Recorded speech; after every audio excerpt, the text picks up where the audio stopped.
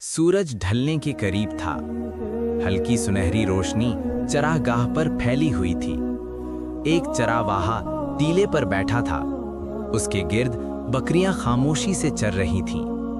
वो अपनी लाठी पर टेक लगाए आसमान को देख रहा था और आहिस्ता आहिस्ता तस्बीह के दाने फेर रहा था।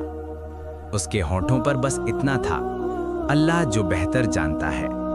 अचानक उसकी नजर बकरियों पर पड़ी। वो गिनने लगा, 1, 2, 3।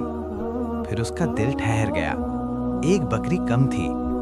चरवाहा फौरन खड़ा हुआ, चारों तरफ नजर दौड़ाई। दूर तक फैली चरागाह, हवा में खामोशी।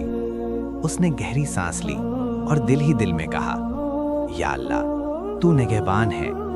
वो बकरी को ढूंढता हुआ पहाड़ी रास्ते की तरफ बढ़ा।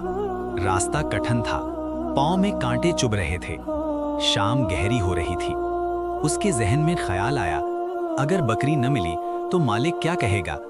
फिर उसने खुद से कहा, रिज्क कम नहीं होता, अमानत में खयानत होती है। एक वादी के करीब उसे आवाज सुनाई दी। वो रुक गया। सामने एक चट्टान के पास वही बकरी फंसी हुई थी और उसके करीब एक जख्मी मुसाफिर बैठा था। चरवाहा चौंक गया। ये सिर्फ बकरी नहीं थी, ये एक आजमाइश थी। ये था पार्ट 1। पार्ट 2 देखने के लिए हमारे चैनल को सब्सक्राइब करें और जानिए कि क्या इस चरवाहे को बकरी मिल सकी या नहीं। मिलते हैं अगले पार्ट में।